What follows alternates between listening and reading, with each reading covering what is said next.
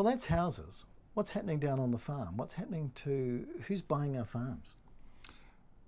Well, if we're talking about overseas ownership of farms, one of the problems we have is that the data is really bad, and actually a lot of it is privately owned, and you have to pay to get hold of it.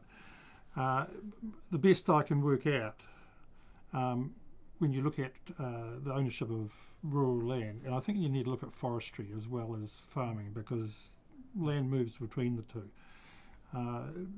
There's around 930,000 hectares of land that is overseas owned or managed so it's overseas controlled in forestry. That's at a minimum. That's just the biggest owners of forestry land. And then on top of that, there's land in farming, and the figures there are just are very difficult to get. And you have to take we don't know who owns our farms. We can't figure out how much of New Zealand we've sold. That's exactly right. And I tried to get some information on the sales of forest and farmland in order to compare the overseas sales of land with all land sales to see if we can get a proportion there. I find that extraordinary. I mean, that we don't know how much of our land we have sold.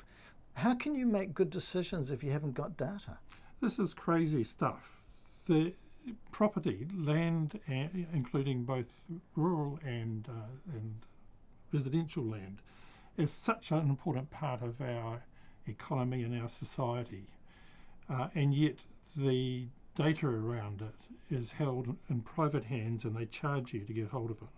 Who's the private organisation that holds this? It's a US company called CoreLogic, which has teamed up with Quotable Value, which is a state-owned enterprise, but QV has given the rights to this data to CoreLogic. So we don't know how much of our land has been sold, but the Americans might. They could quite possibly. Well, they'd have a better idea than we would anyway. Well, I find that extraordinary, I have to say. I mean, how can we make decisions if we don't know the basics? You know? It's bad not only in terms of knowing how much of our land is overseas owned, but just in terms of researchers being able to do proper analysis on land sales and land ownership and the use of that land and so on. Why don't you think we've collected this data? Is it because we don't care, or it would be inconvenient to know? It's not that it's not collected, it's just that it's not easily available to the public.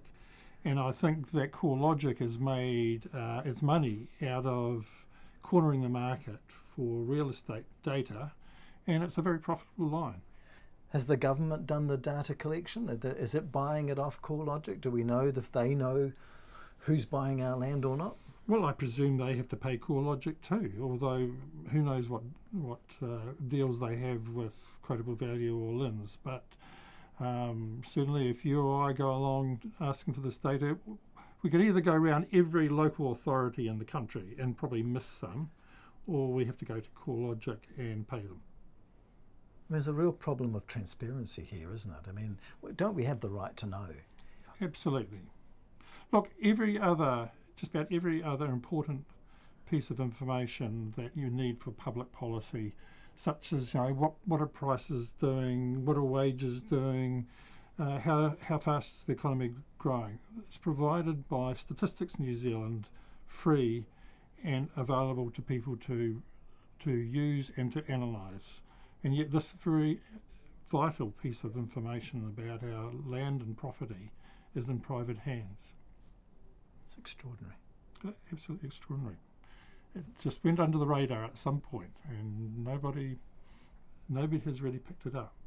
I went public with it not so long ago and actually got a number of phone calls from people in the industry who'd known about it for some time and were very angry about it.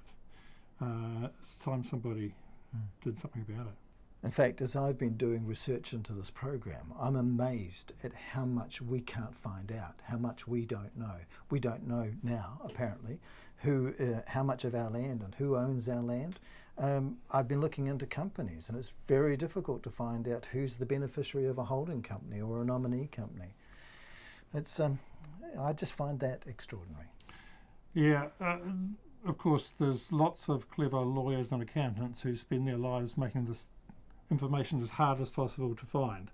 And to an extent that is always going to happen, but I think we need better and better tools and more openness so that it is available to people who want to look into it and expose what's going on to the public.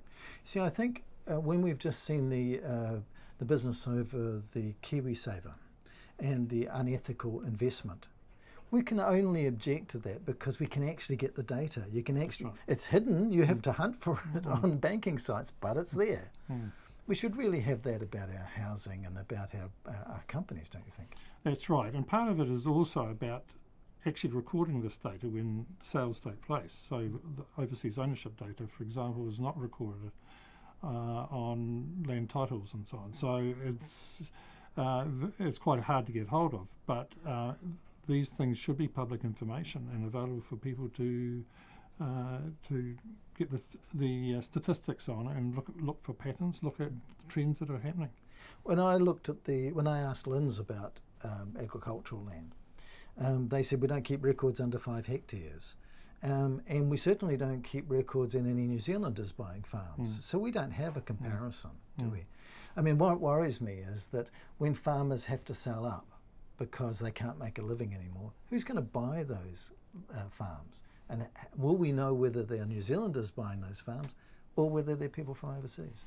Well, the only information we get is from the Overseas Investment Office. And as you say, that only looks at land over 5 hectares that is sold overseas. We don't know if it's ever sold back to New Zealanders. I think we've seen with the huge boom in dairy prices, of course that's ebbed now, but with the huge boom in dairy prices, you saw the same behaviour happening with dairy farms as you saw with houses, that people were buying up that land simply because the price of the land was going up. And so you had speculation essentially in a lot of farmland. So the answer to the question, who owns New Zealand now, is we don't know. We don't really know.